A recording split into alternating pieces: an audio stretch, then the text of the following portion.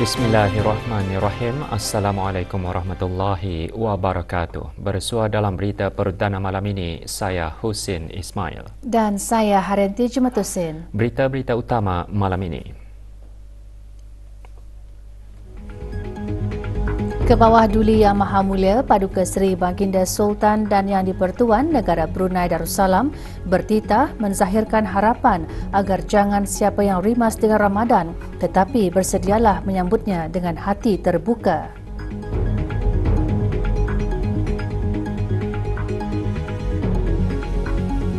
Duli Yang Teramat Mulia Paduka Seri Pangeran Muda Mahkota berkenan berangkat melawat Anigasaki Thermal Power Station.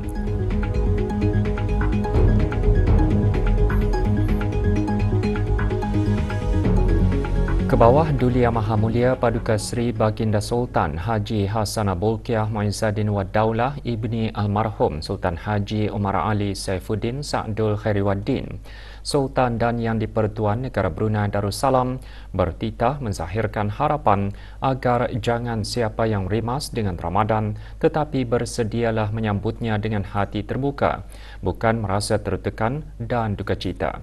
Titah baginda, inilah masanya umat Islam akan mengaut pahala sabar kerana sabar di bulan Ramadan tidak sama dengan sabar di lain-lain bulan. Dalam titah perutusan sempena menyambut awal bulan Ramadan bagi tahun 1445 Hijrah 2024 Masihi yang disiarkan ke seluruh negara melalui radio dan televisyen, Kebawah Duli Yang Maha Mulia menggariskan Ramadan datang lagi, satu bulan yang darjatnya sangat tinggi di sisi Allah.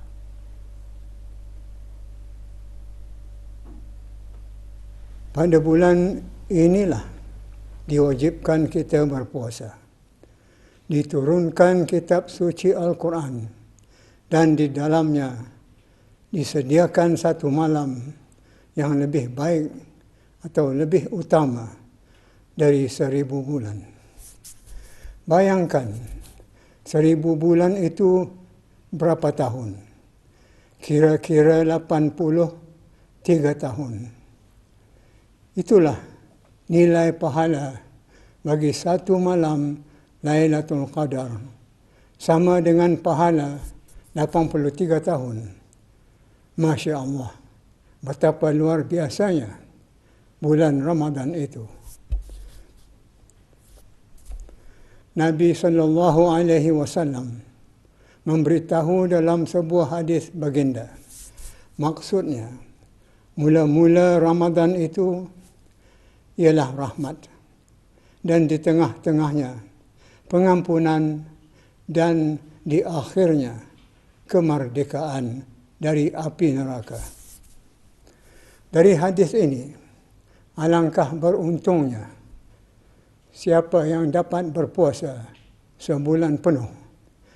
Di awalnya akan mendapat rahmat, di tengah-tengahnya mendapat keampunan, dan di akhirnya mendapat kebebasan dari api neraka. Oleh itu, marilah kita sama-sama memasang niat untuk berpuasa sebulan penuh bagi meraih pahala yang dijanjikan. Titah baginda juga menyentuh mengenai bulan Ramadan yang dinamakan bulan sabar.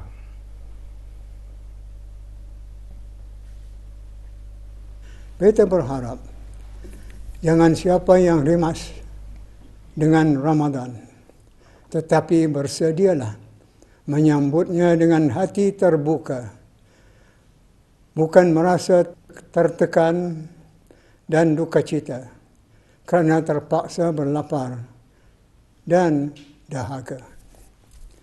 Inilah masanya kita akan mengaut pahala sabar.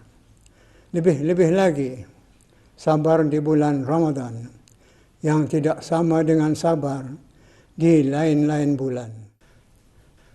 Kerana Ramadan itu sendiri dinamakan ia bulan sabar.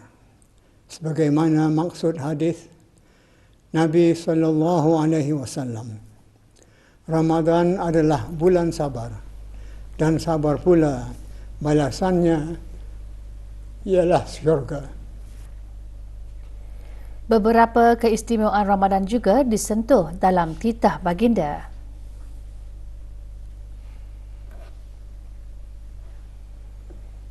Umat Islam yang dirahmati Allah, marilah kita sama-sama berazam untuk menghayati Ramadan. Hidupkan ia dengan ibadat puasa, dengan membaca Al-Quran, dengan qiyamul lail, dengan tarawih, dengan zikir, dengan sedekah dan lain-lain amal soleh. Beta difahamkan berdasarkan riwayat bahawa semua pintu langit dan pintu syurga adalah dibuka pada bulan Ramadan, manakala pintu-pintu neraka pula ditutup. Sekalian iblis dan syaitan dirantai supaya mereka tidak dapat mengacau kaum muslimin dalam masa berpuasa. Satu sembahyang sunat dalam bulan Ramadan dikira sama pahalanya dengan sembahyang fardu pada lain-lain bulan. Dan satu sembahyang fardu pula dalam bulan Ramadan pahalanya adalah sama dengan 70 fardu pada lain-lain bulan. Demikian keistimewaan Ramadan itu. Baginda seterusnya bertitah, rakyat dan penduduk yang beragama Islam di negara ini sangat beruntung kerana dapat merebut fadilat Ramadan tanpa sebarang gangguan.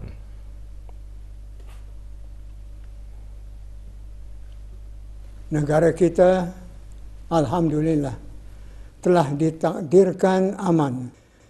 Di sebahagian tempat di dunia, ada yang dilanda oleh pelbagai musibah seperti banjir, gempa bumi, tanah runtuh, peperangan dan lain-lain. Yang semua itu boleh menjadikan ibadat tidak boleh dilakukan dengan sempurna. Kita hanya mampu untuk membayangkan betapa deritanya mereka. Dan selebihnya, hanya Allah jua yang maha mengetahui, lagi maha mengasihani. Untuk akhirnya, beta dan keluarga beta dengan amat sukacita mengucapkan selamat berpuasa kepada seluruh rakyat dan penduduk yang beragama Islam di negara ini. Semoga kita sama-sama dapat menunaikan kewajipan berpuasa tanpa sebarang halangan atau gangguan. Riadah berbasikal semangat Hari Kebangsaan menyatu padukan masyarakat bagi membangun komuniti yang lebih sihat dan cergas. Keberangkatan ke bawah Duli Yang Maha Mulia menyertai riadah tersebut menjadi motivasi kepada rakyat dan penduduk untuk mengamalkan gaya hidup sihat melalui kegiatan sukan. Sorotan riadah berbasikal semangat Hari Kebangsaan mengimbas kembali detik-detik manis keberangkatan baginda menyertai acara tersebut.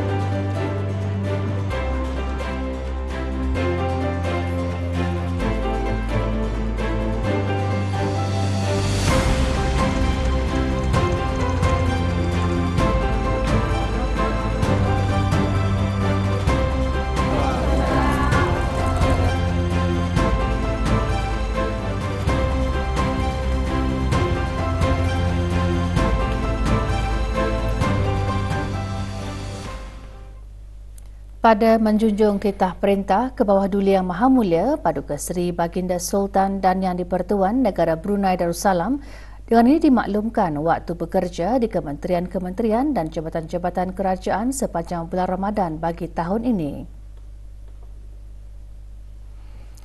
Hari Isnin hingga Khamis dan hari Sabtu mulai pukul 8 pagi hingga 2 petang. Bagi kementerian-kementerian dan jabatan-jabatan yang bertugas pada hari Jumaat, waktu bertugas mulai pukul 8 pagi hingga 11.30 pagi.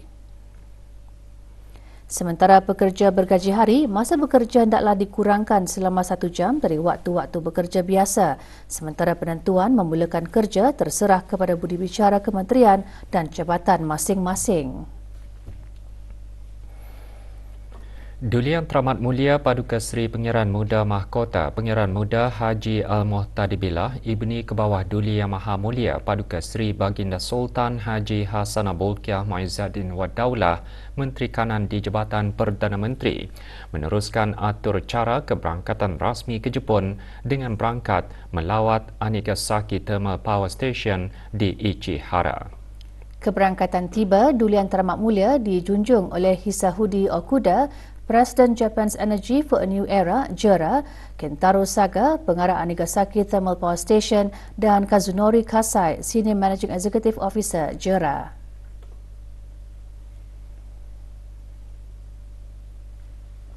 Semasa lawatan, Duli Yang Teramat Mulia disembahkan taklimat mengenai syarikat JERA, usaha sama antara Tokyo Electric Power Company dan Chubu Electric Power, iaitu syarikat yang mengoperasikan Anigasaki Thermal Power Station. Ini diikuti dengan tayangan video mengenai Anigasaki Thermal Power Station. Duli Yang Teramat Mulia juga berkesempatan berangkat melawat Central Control Room, iaitu pusat kawalan stesen tersebut dan bangunan turbin nombor 1 dengan kapasiti 3.15 gigawatt. Anigasaki Thermal Power Station merupakan stesen jenekuasa digital yang pertama dibina oleh syarikat JERA. Sepanjang 5 dekad yang lalu, syarikat-syarikat Jepun seperti JERA merupakan pelanggan asas negara Brunei Darussalam bagi sektor tenaga.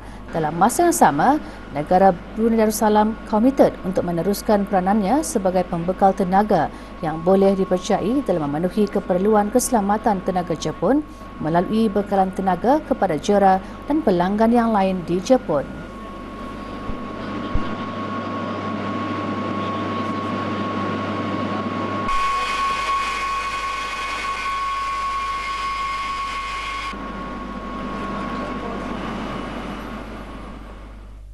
Semangat umat Islam di negara Brunei Darussalam untuk memasuki bulan Ramadan disemarakan dengan 12 das tembakan meriam di ibu negara petang tadi. Tembakan meriam merupakan satu tradisi di negara ini bagi menyambut ketibaan bulan penuh berkat dan rahmat itu.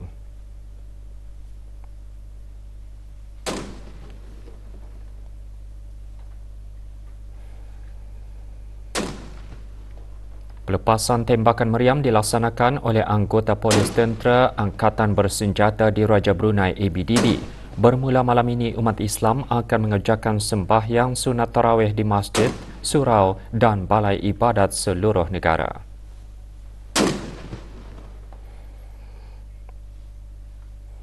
Kementerian Hal Ehwal Ugama melalui Jabatan Pengajian Islam memaklumkan waktu persekolahan di bulan Ramadan bagi sekolah-sekolah Arab dan Ugama seluruh negara tahun 1445 bersamaan 2024.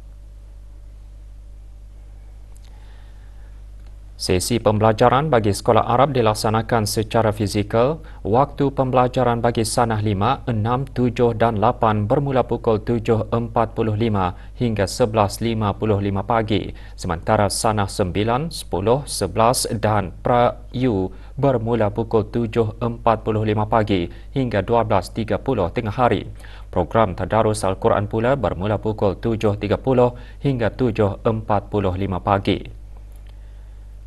Manakala sesi pembelajaran bagi sekolah-sekolah utama di seluruh negara diadakan secara dalam talian, waktu pembelajaran bagi sesi pagi ialah pukul 8 hingga 9.30 pagi, sesi petang 1.15 hingga 2.45 petang. Program tadarus Al-Quran pula bermula pukul 7.45 hingga 8 pagi, sementara sesi petang pukul 1 hingga 1.15 petang. Mesyuarat pertama dari musim permesyuaratan ke-20 Majlis Mesyuarat Negara bersidang bagi hari ke-10 hari ini dengan meluluskan peruntukan bagi Kementerian Kewangan dan Ekonomi.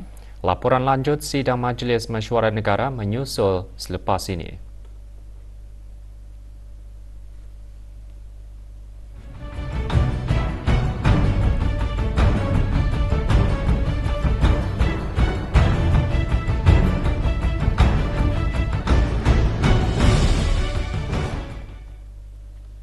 Usaha mempromosi koperasi dan pembayaran Entry and Exit System EES menggunakan kad kredit antara isu yang menjadi perhatian Dewan pada hari ke-10 mesyuarat pertama dari musim permesyuaratan ke-20 Majlis Mesyuarat Negara bersidang. Dewan mula-mula mendengarkan penjelasan yang berhormat Datuk Seri Setia Awang Haji Erwan bin Datuk Pekerjaya Haji Muhammad Yusof, Menteri Hal Luar Negeri kedua mengenai isu sama ada bilangan pegawai dan kaki tangan yang ada di semua perwakilan negara mencukupi untuk membuat kerja substantif selain daripada kerja logistik yang dikemukakan oleh Yang Berhormat Pimpinan Rangkaian Indra Pahlawan Datuk Seri Setia Haji Awang Suyoy bin Haji Osman.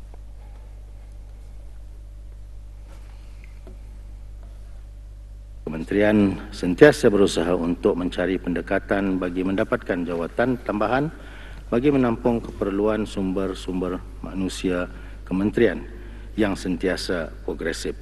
Kementerian akan memastikan bahawa sumber manusia yang sedia ada itu mempunyai kemahiran dan kepakaran komprehensif untuk membolehkan mereka menjalankan tugas dengan efektif dan memastikan kepentingan negara sentiasa terjaga.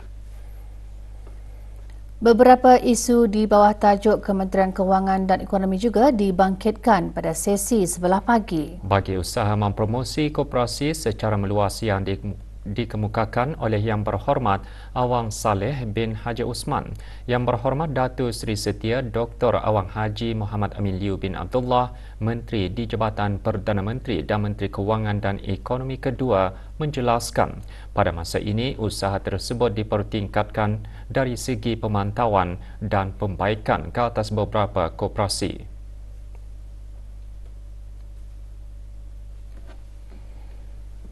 Keterlibatan penubuhan koperasi. Alhamdulillah nampak hasil kita ni dalam beberapa koperasi pada masa ini sudah jauh meningkat prestasi dari segi pencapaian kewangan dan sebagainya, dan pada masa ini memang kita ni akan teruskan usaha kita ni memajukan lagi aktiviti-aktiviti koperasi. Pada masa ini memang koperasi ini sudah terlibat dalam beberapa bidang, termasuk juga bukannya stesen minyak sahaja, tapi ada juga terlibat dalam pendidikan, pertanian, pengangkutan dan sebagainya.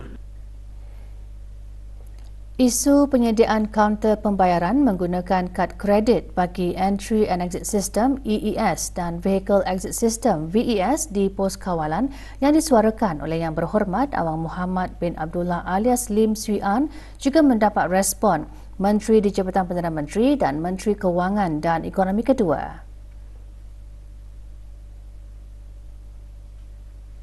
Kaedah tanpa tunai, cashless. Pos kawalan semua memang kita ni terima juga kredit kad. Bukan saja ada yang kalau sekiranya orang memohon EES ataupun VES, kalau sekiranya tidak ada pakai online, bila diorang di pos kawalan, kita ni memang disediakan satu kaunter untuk orang memohon secara fizikal. Boleh gunakan kredit kad sebagai pembayaran. Ada juga kita ni sediakan komputer kalau sekiranya pada masa di pos kawalan orang ramai masih juga akan menggunakan online payment, bolehlah menggunakan komputer di pos kawalan. Sebelum sidang ditangguhkan pada sebelah pagi, Dewan meluluskan peruntukan Kementerian Kewangan dan Ekonomi. Mukadimah Perancangan dan Hala 7 Peruntukan Kementerian Pendidikan memulakan sidang sebelah petang. Yang berhormat Datin Sri Setia Dr. Dayang Haja Rumaizah binti Haji Muhammad Saleh, Menteri Pendidikan, dalam mukadimahnya menjelaskan sebagai langkah memperkemaskan lagi perancangan yang mencakupi kesemua aspek dan peringkat pendidikan agar sentiasa terarah Plan Strategik Kementerian Pendidikan 2023-2027 menumpukan kepada 3 matlamat utama.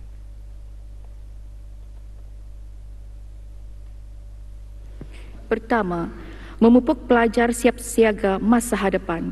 Ini bertujuan untuk meningkatkan kemahiran serta keupayaan pelajar. Kedua, mempertingkat ekosistem pendidikan inovatif. Kementerian Pendidikan akan terus berusaha untuk memastikan amalan dan proses pendidikan yang robust dan relevan. Dan ketiga, membina sumber tenaga manusia. Kementerian Pendidikan akan terus meningkatkan kapasiti sumber tenaga manusia dengan menyediakan latihan profesional. Turut dikongsikan pencapaian negara dalam program for International Student Assessment PISA.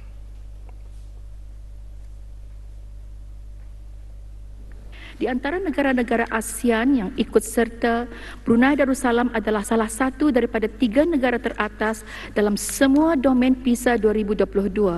Skor bagi negara Brunei Darussalam dalam ketiga-tiga domen adalah 442 bagi matematik, 429 bagi membaca dan 446 bagi sains. Ini adalah peningkatan yang sangat ketara dan signifikan dibandingkan dengan keputusan PISA 2018 dengan peningkatan sebanyak 12 skor bagi matematik, 21 skor dalam membaca dan 15 skor dalam sains. Sidang juga membahaskan beberapa isu, antaranya keusahawanan dan inisiatif yang dilakukan oleh institusi pengajian tinggi yang ditimbulkan oleh Yang Berhormat Awang Haji Muhammad Daniel alias Tekpin bin Yaakob. Berhubung isu tersebut, Menteri Pendidikan menjelaskan UBD telah memperkenalkan Entrepreneurship Blueprint sebagai perancangan strategik untuk memantapkan ekosistem keusahawanan bagi graduan yang berminat untuk memulakan perniagaan.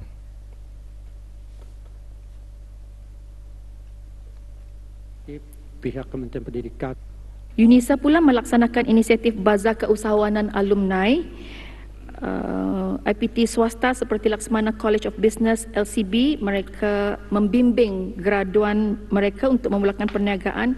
Micronet International College juga ada menawarkan program keusahawanan.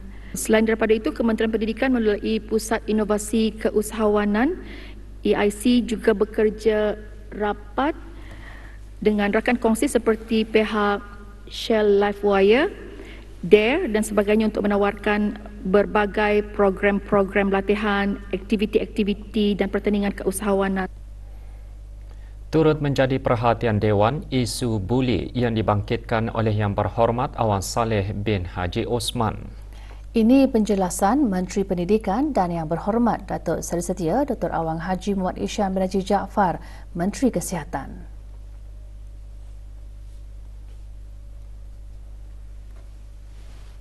Antara program ataupun aktiviti-aktiviti yang telah dijalankan termasuklah program BEST, bantu empati, sayangi dan juga tanggungjawab, dan juga pelancaran buku model panduan menangani isu buli di peringkat sekolah, dan ada lagi program iaitu SINAR, Stability, Integrity, Nationalism, Accountability dan Rohani.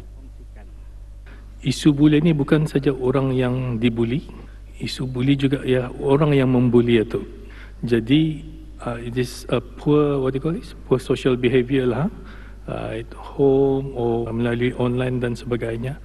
Jadi effort untuk bullying ini should be also the promotion of good parenting at homes, and it needs multi-agency approach or what we call whole nation approach to solve the problem. Dewan menangguhkan sidangnya petang tadi dan akan disambung hari Rabu pukul 10 pagi. Orang ramai boleh mengikuti rakaman persidangan harian melalui saluran RTB Perdana dan RTB Sukma Indra bagi rakaman sesi pagi dan sesi petang pada pukul 11 malam ini. Laporan harian juga boleh diikuti melalui laman sesawang rasmi Majlis Mesyuarat Negara di www.majlis-mesyuarat.gov.bn.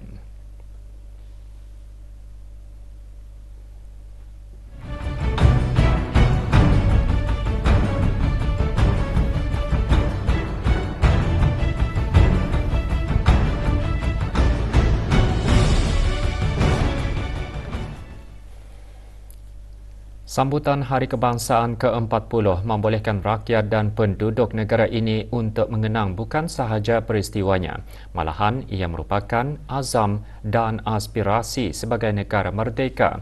Menurut Menteri Hal Ehwal Agama, azam dan aspirasi kemerdekaan juga merupakan janji untuk berbuat sesuatu yang signifikan. Berucap pada Majlis Semarak Hari Kebangsaan sempena sambutan ulang tahun Hari Kebangsaan ke-40 pagi tadi, Yang Berhormat Perdana Khatib Datuk Paduka Seri Setia Ustaz Haji Badaruddin bin Pengarah Datuk Paduka Chewang Othman menjelaskan azam dan aspirasi kemerdekaan yang dimaksudkan ialah azam politik, azam nasional dan azam antarabangsa untuk mengekalkan negara sebagai Melayu Islam beraja yang merdeka, berdaulat dan demokratik bersandikan ajaran-ajaran Islam serta memelihara hubungan persahabatan dengan masyarakat antarabangsa. Mengapa tanggungjawab antarabangsa? Kerana tanggungjawab sebagai sebuah negeri yang mempunyai kerajaan sendiri, mengatur urusannya sendiri di dalam negeri, otonomi namanya, sudah pun dicapai oleh Brunei pada tahun 1959 melalui perlembagaan. Majlis diserikan dengan sesi bual bicara Ristaan Kemerdekaan 40 tahun menyelusuri kemerdekaan dalam perkhidmatan agama bersama Perdana Datuk Seri Paduka Haji Muhammad Tashim bin Pengarah Haji Hassan, Timbalan Menteri Hal Agama, dan Karunisa bin Haji Ashari yang dipertua Majlis Belia Brunei dan Awang Iqbal Syakib bin Haji Syuhib, pemenang pertandingan Pidato Kebangsaan 2023. Majlis merupakan acara tahunan Kementerian Hawa Agama bertujuan menyuntik semangat patriotik.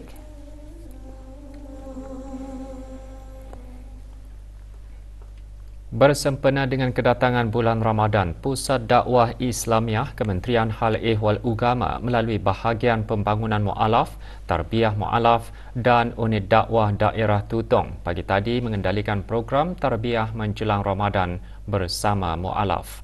Program berlangsung di Dewan Serbaguna Pejabat Unit Dakwah Daerah Tutong.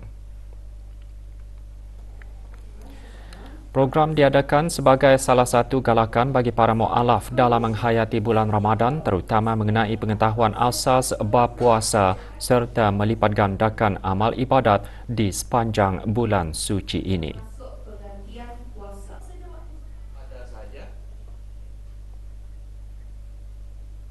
Kedatangan bulan Ramadan tidak dilepaskan untuk membantu keluarga kurang berkemampuan. Perincian dan bahan berita lainnya selepas ini. Bah, begitu bang. Ni jogging ah. Jogging di mana kita? Ini di highway ah. Highway? TV je ni. Sama. Tu, ini juga on tu. Ada juga rasanya tu. Ini ada belang tu bang. Tu. Pasang ah. Baca dulu instructionnya. Baru pasang. Ada apa tu? Nyangkuk. Baca dulu instructionnya. Bahaya bakaran ni. Anis mana berhenti ni? Bang, apa kita tu bang? Melukis lah. Melukis apa? Dia aku. Aku ni ada membeli barang online bang. Murah bang. Macam ada label keselamatan saja. Selamat dipakai di Brunei tak? Oh, ni jual aku budi. Jangan apa dilayan. Aku sedih. Bahaya bakaran ni. Itu baru yang cari. Loh, ada suket no? Charging mobile. Ada bang. Tu, agak tak cucuk saja. Loh. Nampiar suket mana ni lah? Ini apa tu? Ni je payah. Aku siap mana? Ternyangkut. Bahaya bakaran ni. Pastikan dulu selamat, baru pakai. Jadi.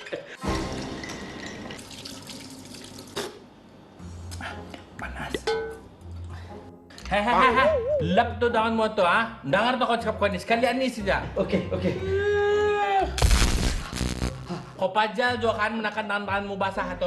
Bahaya perkara ni. Sorry bos, lain kali aku lap tanganku dulu. Sama, segala niling panas peralatan elektrik yang kau on ni jangan ditinggalkan. Paham bos. Sama, sebelum berjalan ni segala elektrik yang patut ditutup ni tutup dulu baru berjalan. Paham? Paham bos. Sama. Sama apa? Sama-sama tadi beringat. Sila baca dan ikuti arahan manual pengguna bagi barangan elektrik yang belum pernah dipakai. Beli barangan elektrik yang terdapat tanda keselamatan dan sesuai untuk kegunaan tempatan. Periksa barangan elektrik, soket dan wayar. Jangan gunakan jika terdapat kerosakan.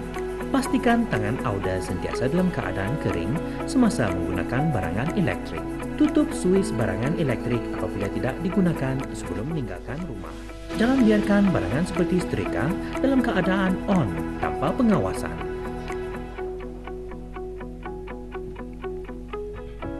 Pesanan ini dibawakan oleh Otoriti Elektrik Negara Brunei Darussalam, Jabatan Tenaga di Jabatan Perdana Menteri.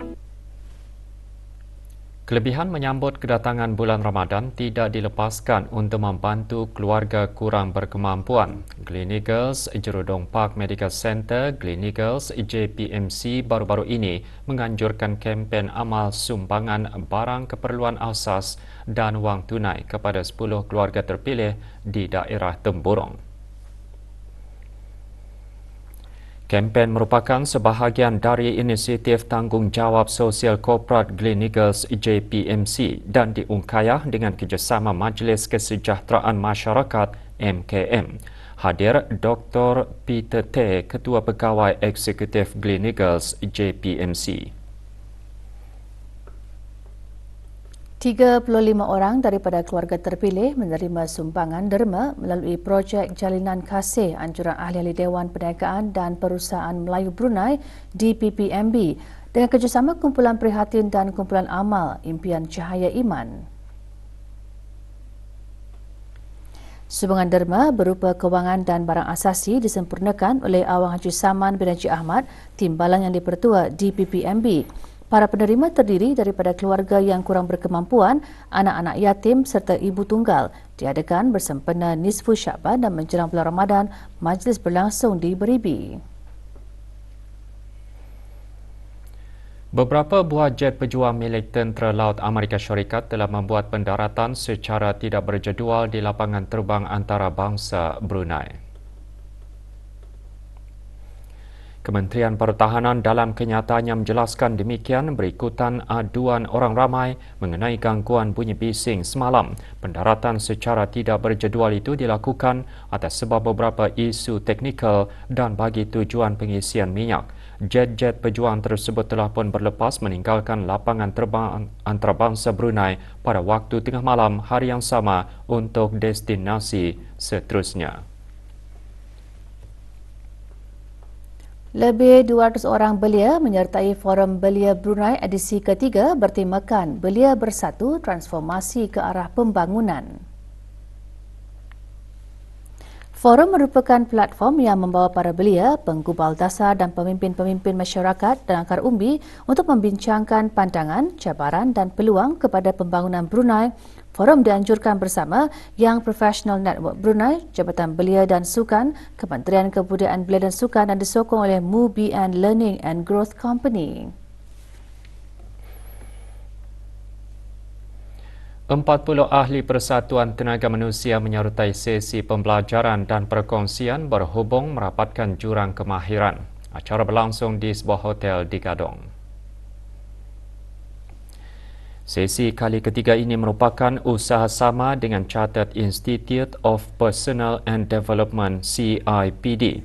Antara yang dikongsikan, cara negara Brunei Darussalam dan negara-negara ASEAN menangani kekurangan kemahiran dan ketidaksepadanan sejajar dengan Wawasan Brunei 2035. Juga diadakan penyampaian sijil penghargaan.